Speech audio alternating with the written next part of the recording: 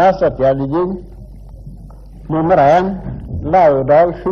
mars 1959, 11. årgang. Redaksjonen avsluttet tirsdag 3. mars klokka 21. Bondefesten.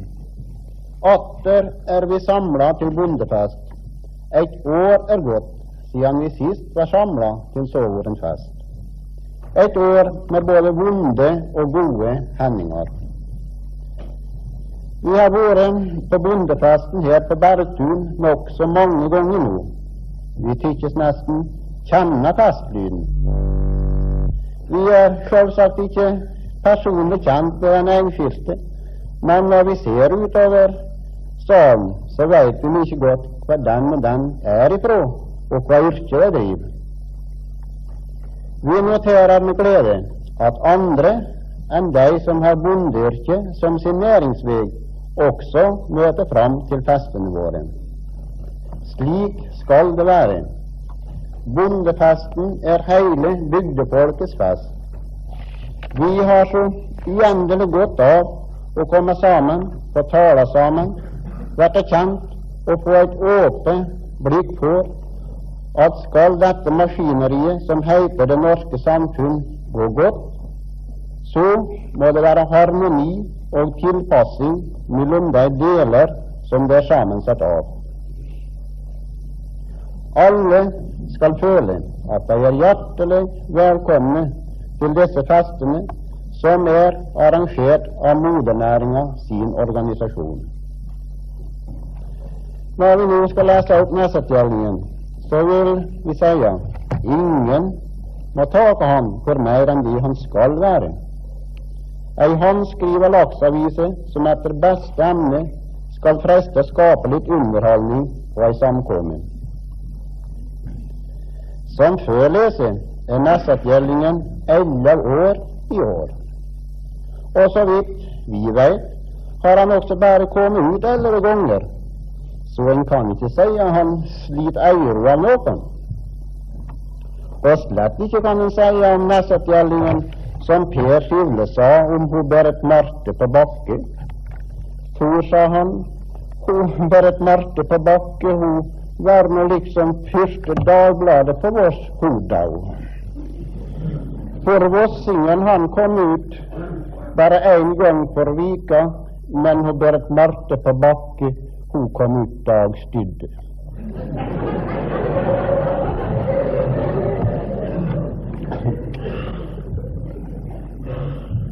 Nesset i de siste tider.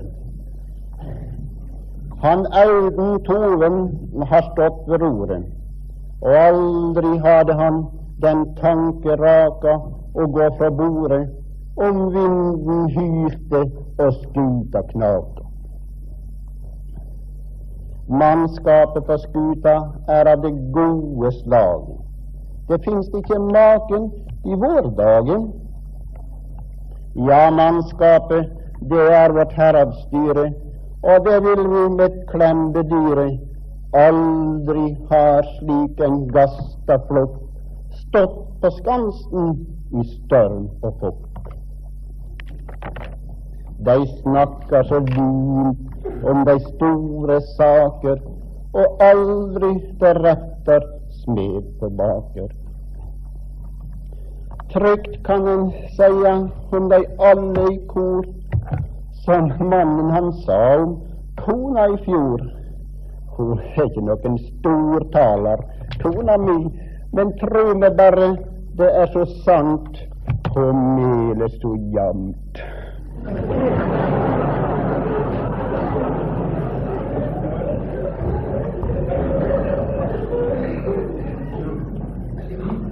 Året som gikk var for Nesset et framgangens år.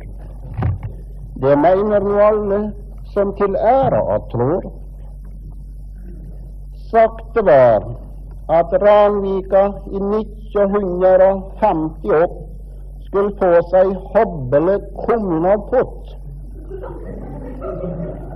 Men det var nok de som hadde høyere forsett, for nå har det der fått seg et hypermoderne klosett. Det var vigsla den 18. oktober, om det det gjort prologer. Stemningsfull var denne stunden, som en grein i en bekkelund. Rød har også hatt framgangstid, om det av og til har volda litt strid. Klokkehuset i et fart vart restaurert. Slik går det når bare det rette interessert. Seinere gikk det når det leide mot haust, og posthuset ville flytte mot aust. Da reistes det bust, så hun rent miste pust, men som gjorde ikke det dust. Sagt av mann eller kone, det hører ikke til god tone å nevne noen for gjeng, om de saklig held fram en veg som de trenger. Nye vegen nok svær og brei, men gamle vegen kan òg være grei. Vi nå kommet til den konklusjon som vårt hjertes komposisjon. La regn falle og sol skine over rød som over alle de hine.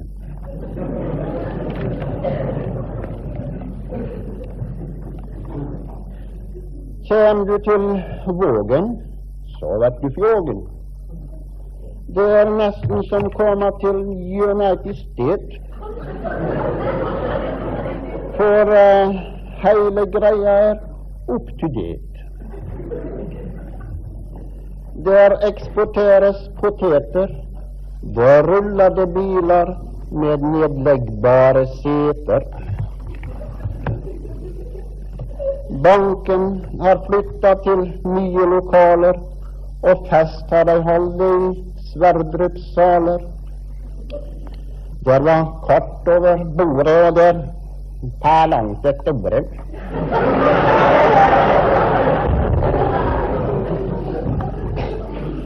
Om det flyttet, for somme tykte sårt, så det å finne banken ikke lenger så svårt. Men kaja stakkar, det ikke smiger. Leiemakken har atter vunnet en siger.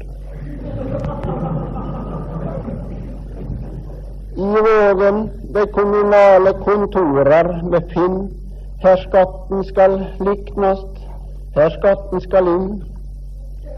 Og ja, det ikke greit å beholde æra, til laks og alle kan ingen gjøre.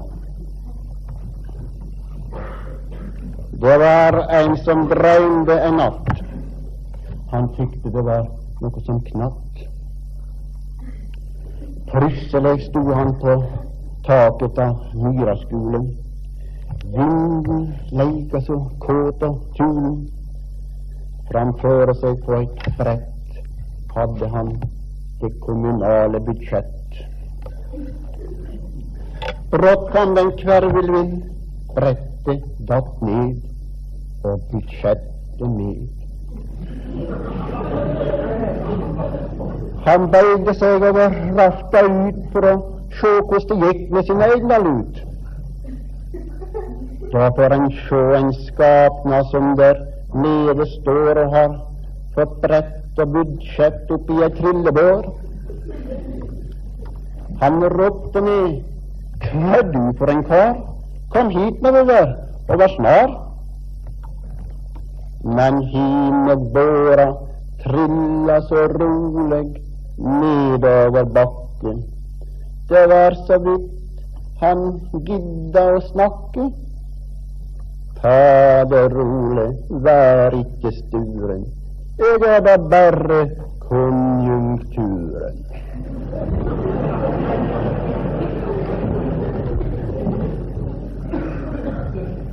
Dette var noen draum, men det ikke allveg det skjer, det en i draumene ser. Det ikke lett manøvrere kommuneskuter som sigler hardt, ja for alle kluter. Titt og ofte litt berga stumper, medan skuta sleper på renterumper. Alle ønsker vår Nessetskute, som sigler fram på sitt hav der ute, må sigla slik at hun kjem i havn med hele planker fra hekk til stavn. Når ankret gått, og mannskapet landlov har fått, gje skuta stolt på hamna må duve i solgangsvind, til fryd for auge, til kveik for sinn.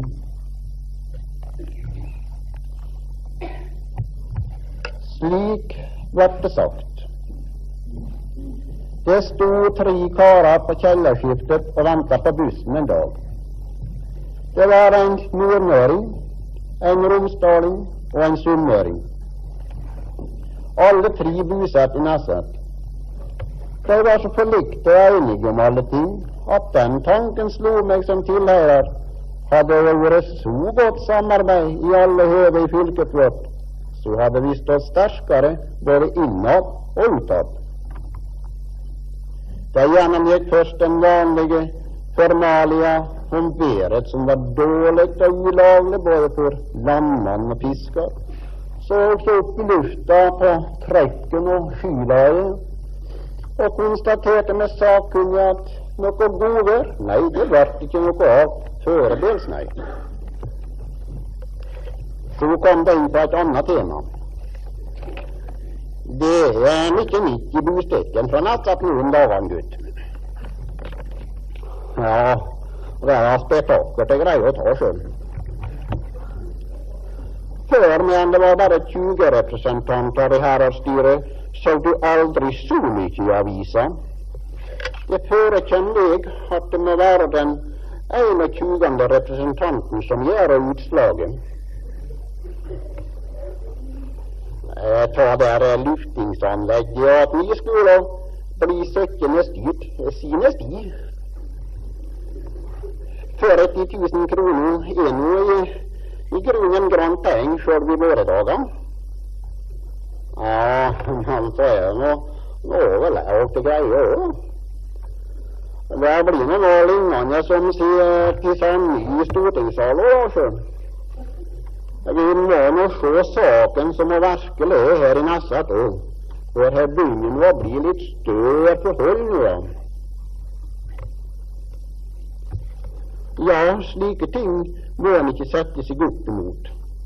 Jeg for min part, jeg vil heller studie på undel.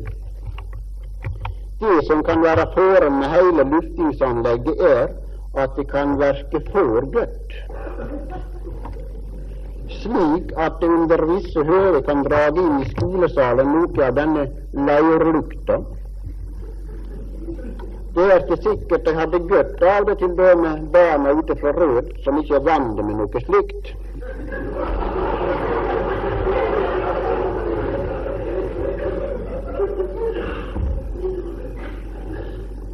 Da sa jeg barnetar, jeg svår jeg skal være minkenes nå. Jeg har hørt hva det også, men jeg har ikke lett tro noe særlig på henne. Men det er slik at det kan jo være litt rann disse rykter også. Så der kommer oss inn på noe viktig.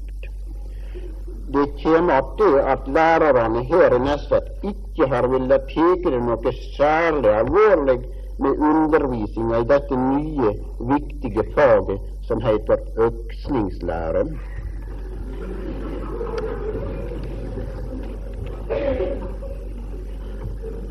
Hva synes du om det gammelhjemsprosjektet, karer?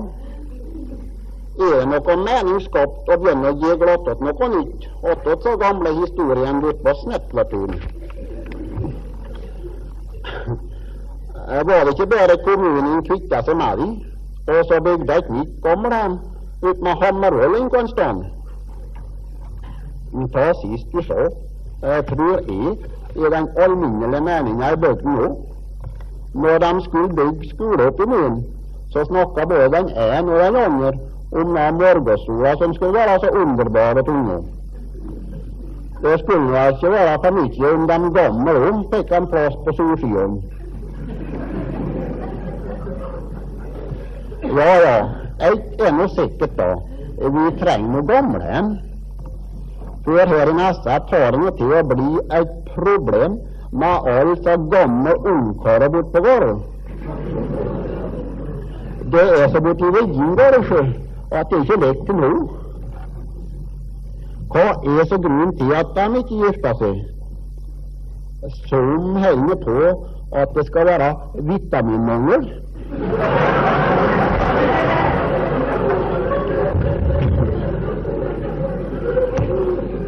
Men når de skjer på seg karen, så skjer de ikke slik ut her.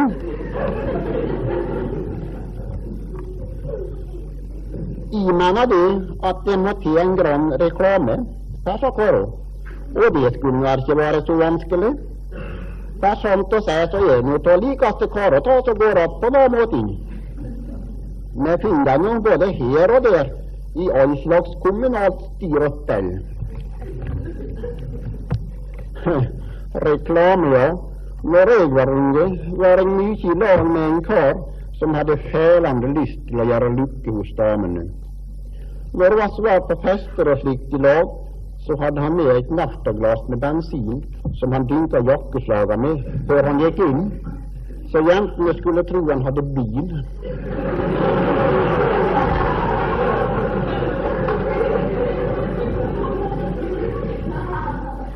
Jeg for min part hadde ikke annet å skifte med enn jeg hadde sykkel med 2 utvekslinger på, så når tida kom at jentene skulle kjøres hjem på bagasjebæreren eller stonga, så hadde jeg en veldig fordel i motbakke. I dag hjelper det lite med 2 utvekslinger og litt bensinlukt. Det må nok andre saker til. Vi får fresta på hennes store syster, bondekvinnelaget, til å ta seg av denne saken.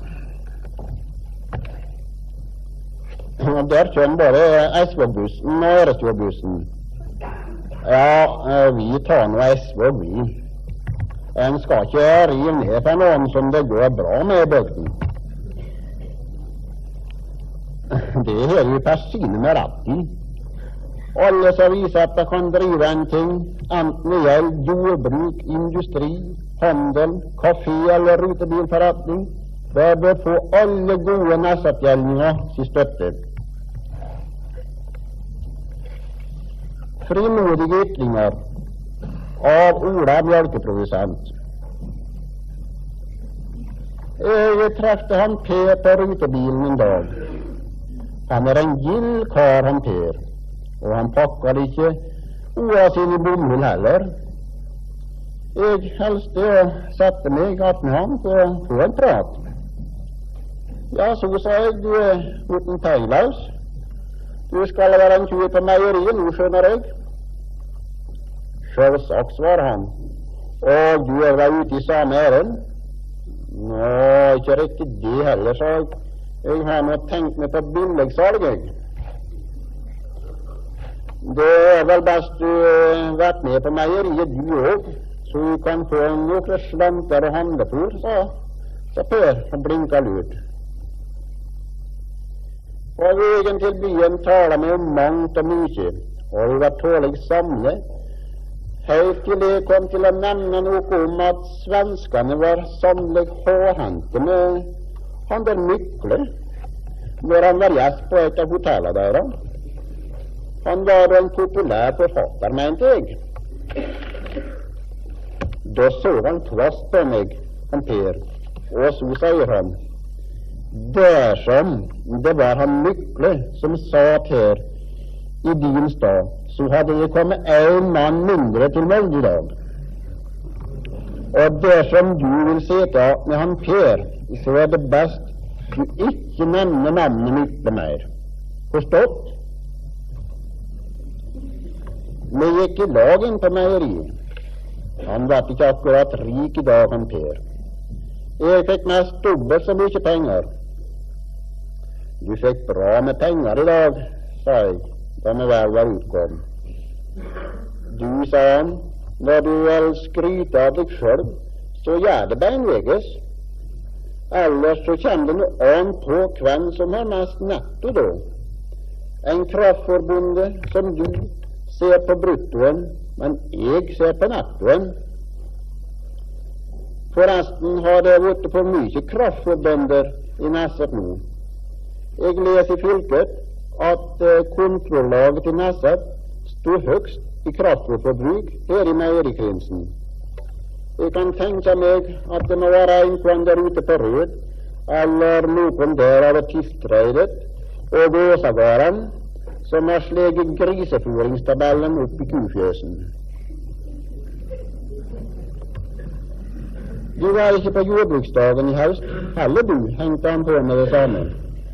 Nei, dessverre, sa jeg, men det var vel noe å lære der. Han Per vendte skrå av munnen. Det noe som en tekte da, sa han.